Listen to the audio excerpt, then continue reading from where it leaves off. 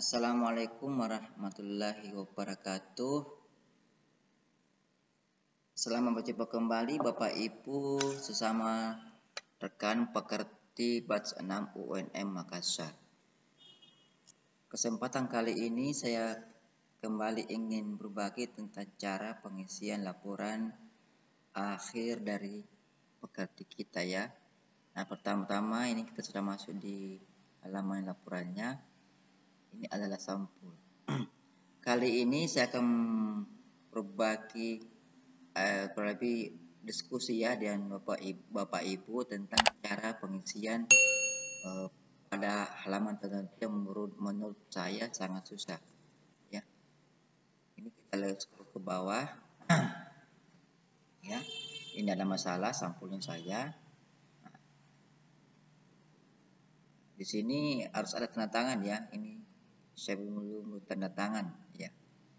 Tanda tangan baru kirim ke pembimbing masing-masing ya untuk dikoreksi.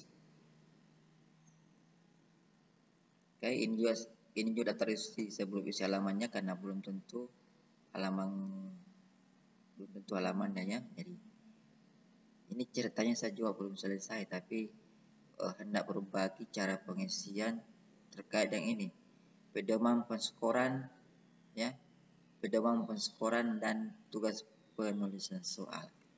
Jadi di ini yang angka Romawi 5 pedoman penskoran dan angka Romawi 7 tugas penulisan soal.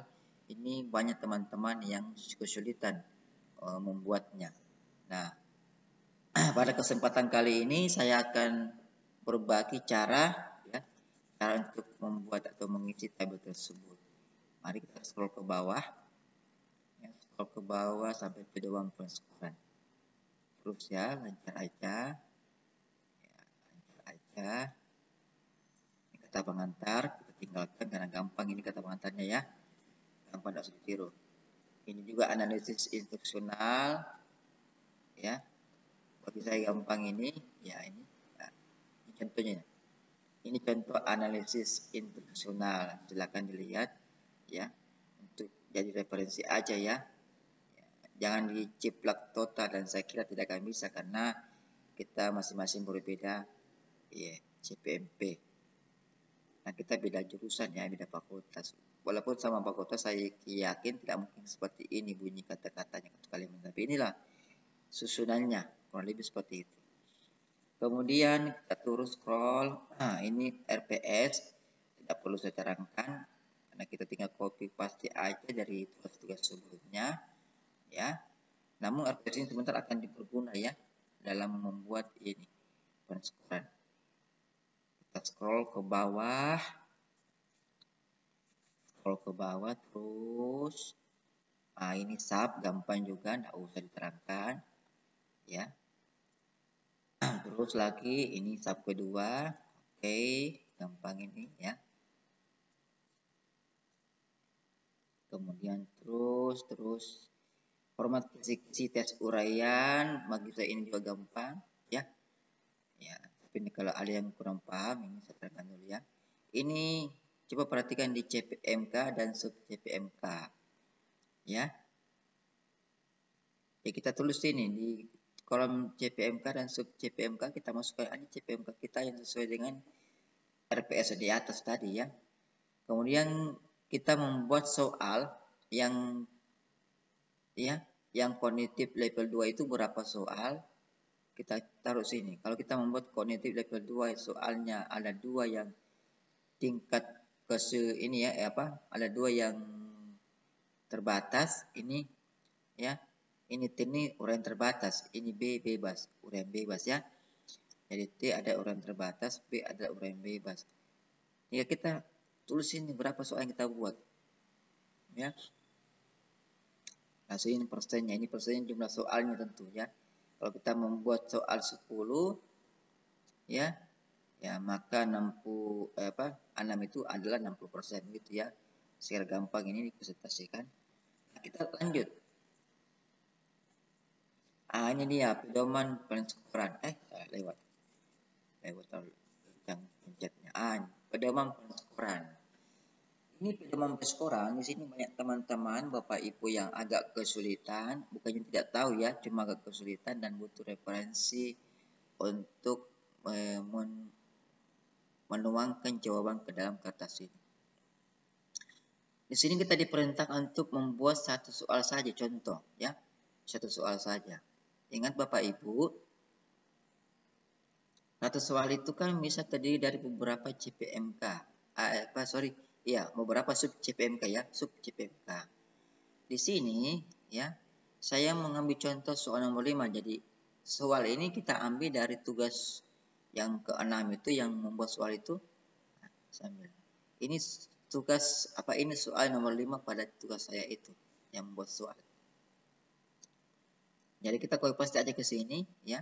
Ini saya kasih contoh ini, Amir dan Qasim membeli sepeda ontel dari Asus yang masih duduk di kelas 3 SMP yang berumur kurang lebih 15 tahun. Uraikanlah keabsahan perjanjian dalam kasus ini.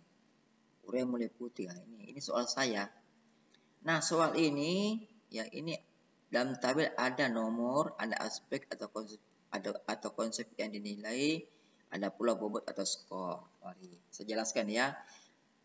Ini nomor jelas, ini nomor soal ya. Saya ambil dari soal nomor 5. Ini aspek atau konsep yang dinilai adalah indikator. Ingat, indikator dari sub CPMK kita yang berhubungan dengan soal yang akan kita ambil ini. Jangan lupa indikator. Nah, indikator ini kan sudah pernah kita buat dulu. Saya lupa di tugas hari keberapa itu. Masing-masing kelompok berbeda. Dan indikator ini ada di dalam RPS kita. Ya. Jadi indikator untuk aspek atau konsep yang artinya indikator untuk menilai jawaban itu, apakah sudah masuk apa belum. Ya. Nah, indikator saya di dalam sub CPMK yang berhubungan dengan soal ini ada 3.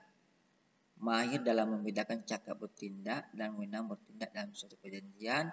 Yang kedua, mahir dalam menilai perjanjian sah atau tidak sahnya perjanjian. Yang ketiga, mahir dalam menentukan konsekuensi pelanggaran keabsahan perjanjian. Ya. Jadi ingat, jangan lupa materi yang kita dapatkan sebelum kita membuat tugas ini ya, sebelum berakhir, kita selalu diwanti-wanti bahwa indikator itu adalah kata kerja yang dapat diukur. Jadi di sini pada kolom aspek atau konsep yang dinilai adalah kata kerja yang dapat diukur. Ini indikator dari sub CPMK. Dan rumus dari indikator terhadap sub CPMK itu adalah kata kerja yang dapat diukur. Jangan kata kerja yang abstrak ya, tapi yang konkret. Nah, contoh ini mahir. Mahir itu kan ketahuan ya, kelihatan, nampak itu. Kita tahu mahir atau tidak mahir itu ketahuan gampang. Ya. Itu. Mahir ya. Oke, ini contohnya. Contoh soal untuk pedoman perskoran. Sekarang kita masuk pada tugas ke-7 dalam laporan akhir ini. Nah, tugas terakhir. Ini saya anggap aman ya. Nah, ini dia.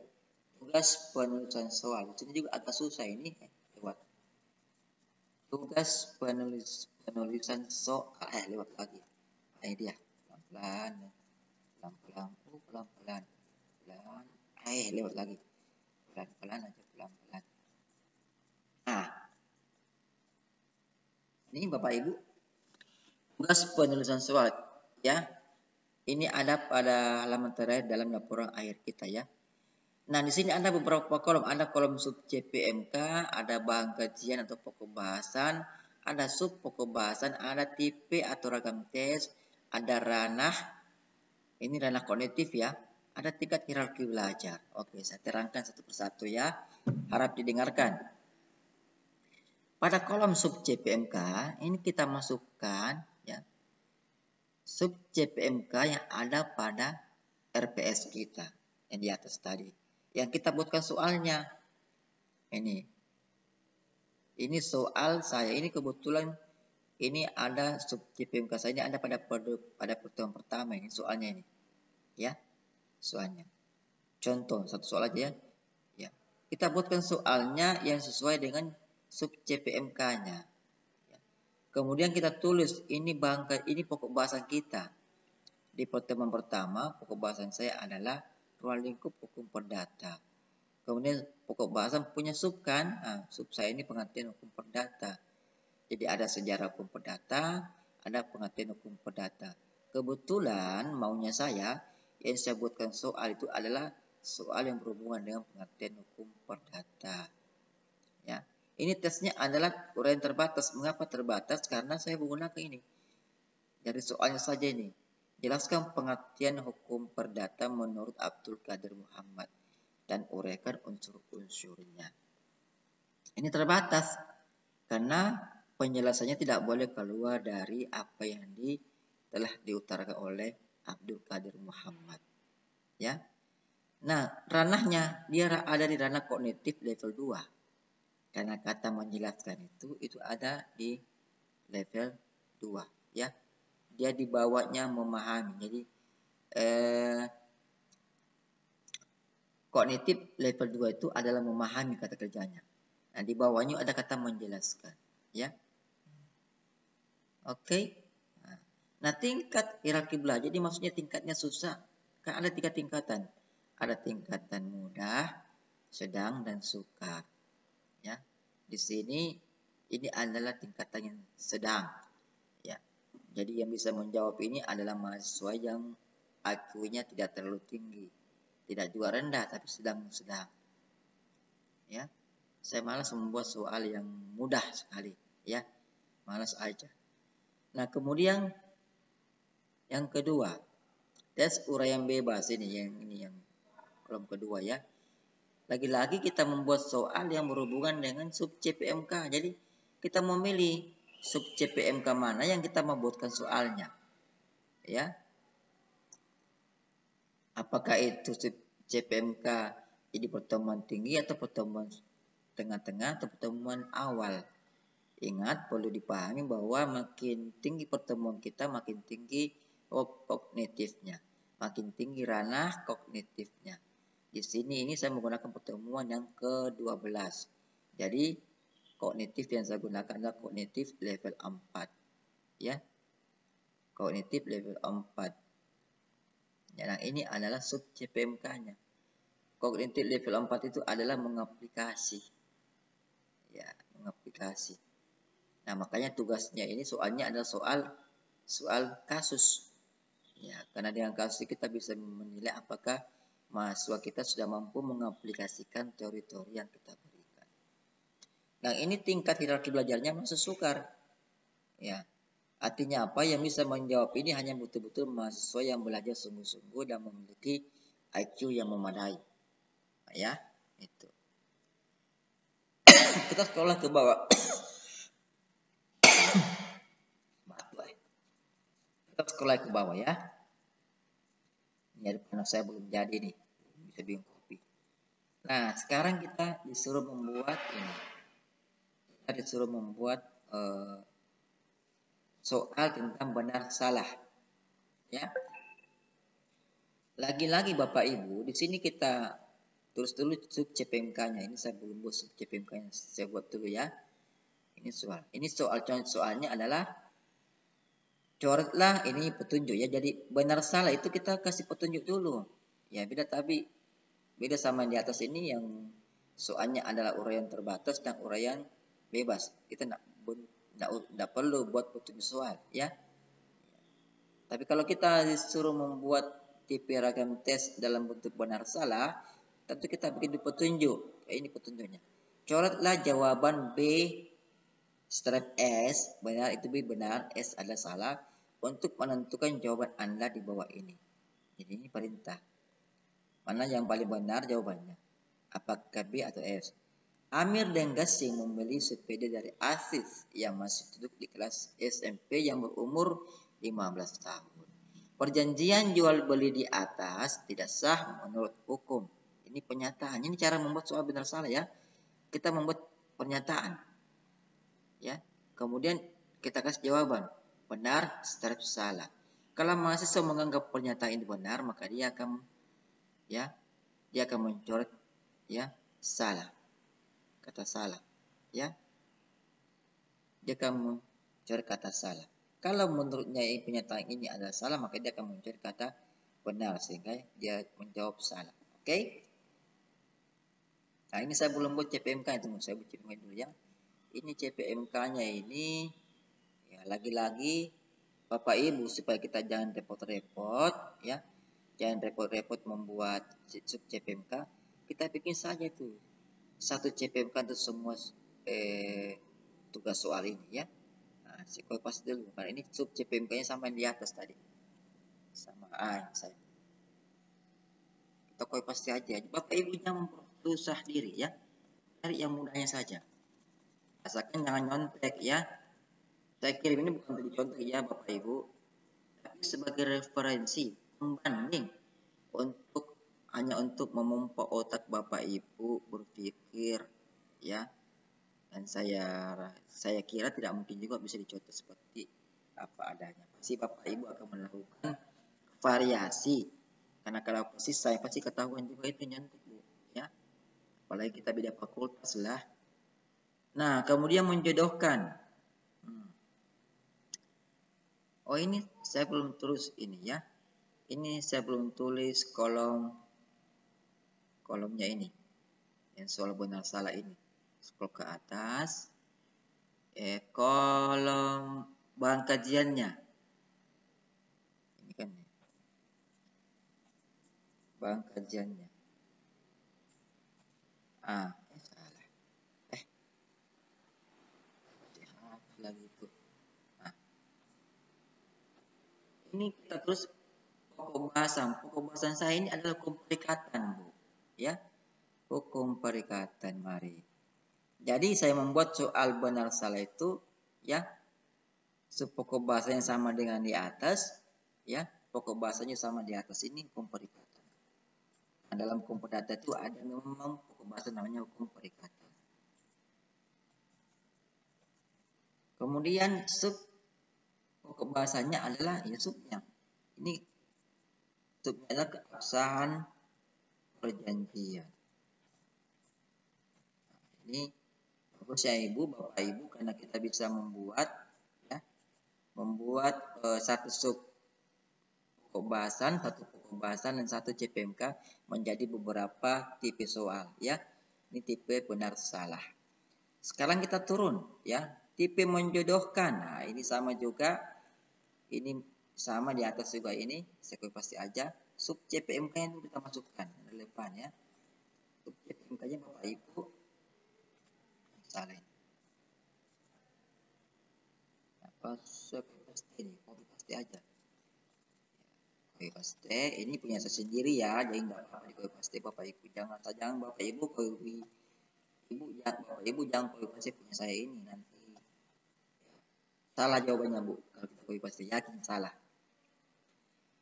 Nah, kemudian pokok bahasanya adalah masih hukum perikatan. Nah, ya. Perikatan. Jadi jangan repot-repot Bu. Susah mau cari pembahasan beda-beda ya. Ini kan membuat soal tergantung pilihan yang mana kita mau.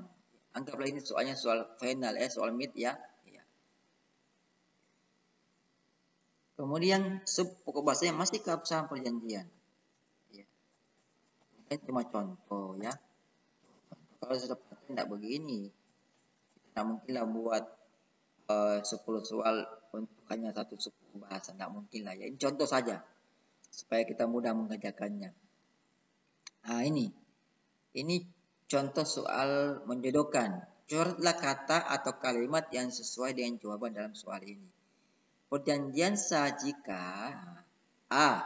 Cakap ya, B. Gila. Jadi kita buat ini kolom jawaban 2 ya, kanan kiri.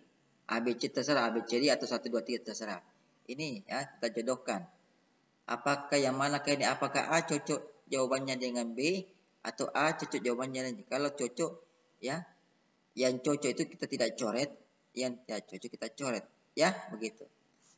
Dan di sini hanya ada satu pasang ini ya, saya buat satu pasang. Kamu menjodohkan itu mencari pasangannya Bu, Bapak ya. Menjodohkan namanya dijodoh-jodohin Ya, dicarikan pasangan. Ibaratnya ini mau dikasih kawin ini, mau dikawinkan. Ya.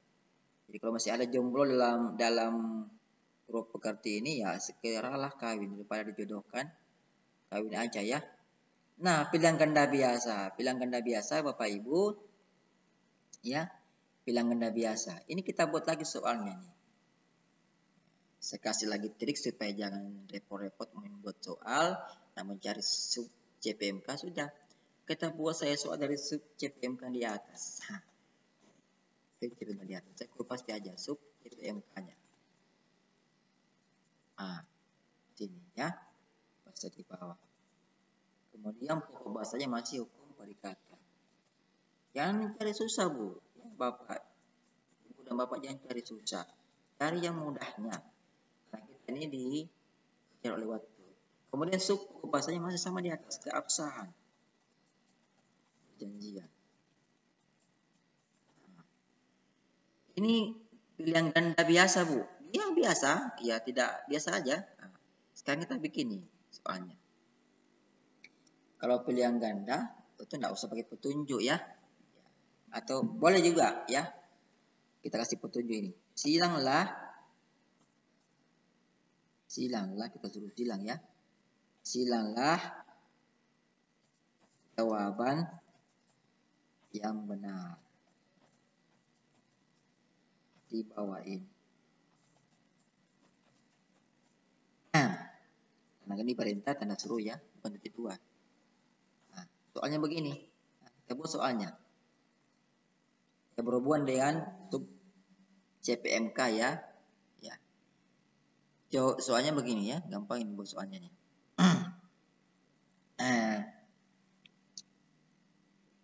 Ya, yang mudah-mudah ini karena biasa ya. Atau saya bikin susah, coba lihat di bawah dulu. Ada pilihan ganda susah ini. Pilihan ganda susah. Pilihan ganda hubungan antara hal. Oh iya. Udah. Soalnya. Sebentar itu nanti ya. Nah, pilihan ganda. Keabsahan. Masih sama, masih sebelumnya. Ya, susah-susah Bu. Cari yang mudah. Keabsahan perjanjian diatur dalam pasal titik. Nah, baru kasih di bawah Bu. Jawabannya A. Ya. Pasal 1320 ya. Butir 1. B. Pasal 1320 saja ya, nggak usah pakai butir. Karena yang pasal 1320 tidak ada ayatnya. Ini cuma mengecoh saja, ini masih suka belajar ya. Salah jawab lah. Pasal 1320 ayat 1. Nah, ada itu satunya tuh. Tipanya untuk mengecoh saja mahasiswa ini. Pasal 1320 poin 1. Poin 2. Ya kan? Betul B. Ya kan? Itu. Ya kalau buat pilihan ganda Bapak Ibu jangan terlalu gampang dijawab. Iya, nah enak itu kalau mahasiswa menjawab kita punya soal-soal terlalu mudah. Iya. Itu keilmuan kita sebagai dosen dipertanyakan loh. Jadi jangan ya, upayakan membuat soal yang susah, tapi jangan juga terlalu susah, ya. Jadi timbal-timballah susahnya. Oke, sekarang kita buat pilihan ganda hubungan antar hal. Sama lagi nih, kita ambil aja sub CPMK-nya di atas. Sub CPMK-nya di atas. Pasti aja, kopi baru sini pasti. Itu susah, Bu. Saya susah nanti stres. Kemudian pokok bahasanya masih hukum perikatan. Kan contoh ini Bu, contoh di sini. Suruh masukkan contoh soal satu aja. Kemudian sub pokok bahasanya masih ini, keabsahan perjanjian. Keabsahan perjanjian. Nah, kita suruh diperintahkan membuat pilihan ganda hubungan antar hal. Nah, sama di atas petunjuknya, silanlah. Karena masih bilang ganda pasti sama petunjuknya. Silanlah jawaban yang benar di bawah ini. Di bawah ini. Perintah ya. Nah, soalnya apa saja kita ya yang berhubungan sama lain.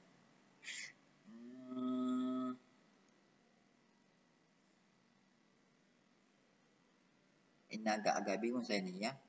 Bilang ganda hubungan antara hal. Sudah, tinggalkan sajalah, senang susah. Ya, ini Bapak Ibu saya tinggalkan dulu ya, biar Bapak Ibu bisa berpikir sambil saja mencari jawabannya ya. Saya masuk di bilang ganda kompleks, masih sama. Mahasiswa mampu mengeluarkan koordinat ini. Saya copy paste aja ya. Copy paste aja.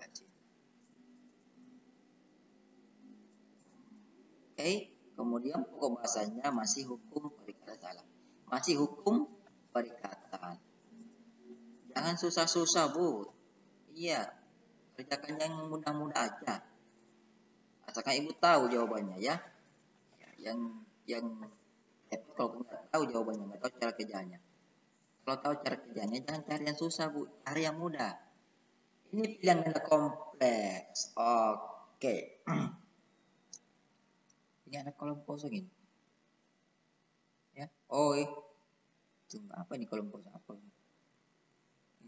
Ini yang kosong ini. Ada kosongnya. Apa nih? Coba lihat dulu ya. Kayaknya nggak diisi, nggak diterangkan. Nanti Bapak Ibu bingung juga nanti. Apa itu kolom apa itu ya? Oh, ranahnya Bapak Ibu. Oh, ranah. Ranah dan tingkat kesulitannya. Oh, ini karena ranahnya sama Bu ya. C4 ini. C4. Kan contoh gini Bu. Karena juga di C4. Nah, kemudian tingkat kesulitannya ini coba ya, coretlah jawabannya. Ambil dan gasing. Wah, ini susah ini Bu. Sukar aja. Kemudian ini. Kalau ini C4 ini ya, ini sedang. Nah, benar menjodohkan sedang ini sudah jelasin di sini. Nah, ada yang pengecoh, yang ini yang ini ya, ini tanda ini. Mengapa saya kasih ini? Mengapa saya kasih dia tingkatnya sedang, tingkat kesulitan yang sedang? Karena di sini tidak ada jawaban pengecoh, jadi gampang dideteksi. Jadi sedang. Oke Bu, itu ya. Jadi tidak apa-apa membuat soal, karena ini hanya contoh saja.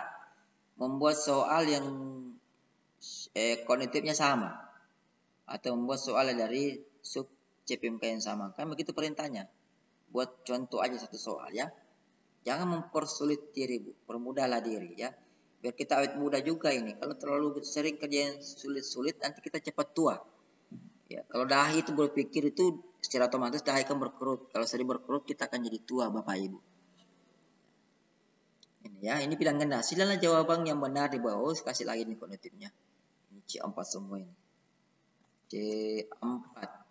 Kemudian yang ya ini. Silalah jawaban yang benar di bawah ini kapsam. Perjanjian dalam. Mudah ini Bu, mudah. Mudah ini. Nah. Ini juga si berikutnya C4 ya. Rananya C4. Mana ini? C4. Saya ingin membuat sini tingkat kesulitan soal itu apa? Mudah. Jangan terlalu mudah. Sedang aja lah. Silalah jawaban yang benar di bawah ini. Coba saya buat soalnya dulu. Oh, ini yang tadi saya kayak bingung nih, hubungan antar hal. Pilihan ganda hubungan antar hal. Saya cari referensi dulu ya. Saya mau sekarang kerjakan. Ini aja yang kompleks. Ini aja ya. Ini ya, yang kompleks. Pilihan ganda kompleks. Ini masih tetap sama ranahnya C4, kognitif level 4. Kemudian saya ingin membuat soal sedang lah, sedang. Masih sama petunjuknya, silalah jawaban yang benar di bawah ini. Di bawah ini. Nah, kita bikin soal nih. Bikin soal. Yang tingkat kesulitannya sedang ya. Kompleks. Bilang ganda kompleks. Oke. Masih karena ini masih hukum perikatan, masih keabsahan. Iya. Nah, apa perbedaan atau begini aja lah. Perbedaan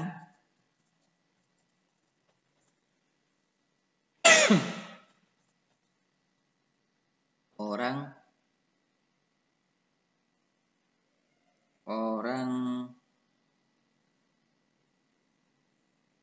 dewasa dan anak dalam konteks keabsahan perjanjian adalah perbedaannya Bu ya.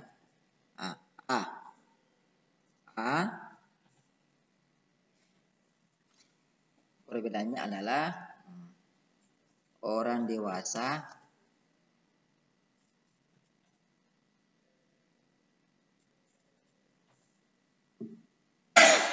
kompleks ya. Orang dewasa menjadi salah satu syarat kecakapan. Syarat keabsahan.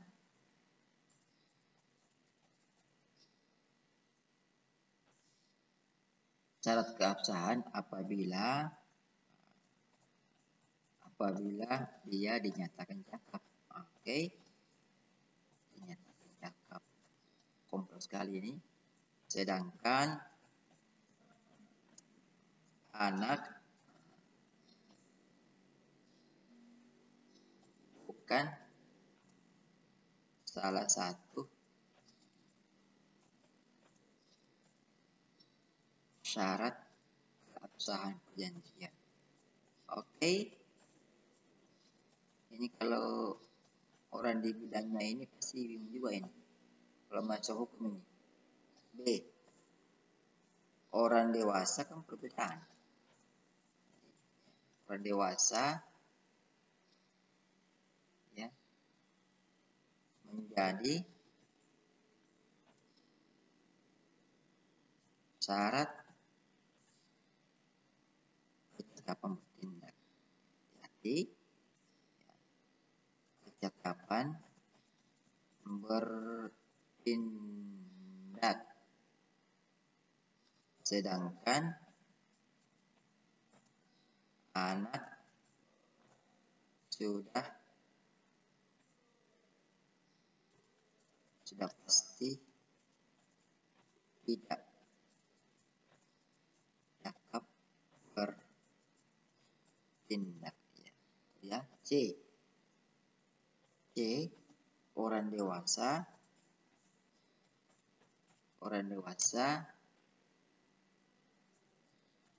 adalah orang yang boleh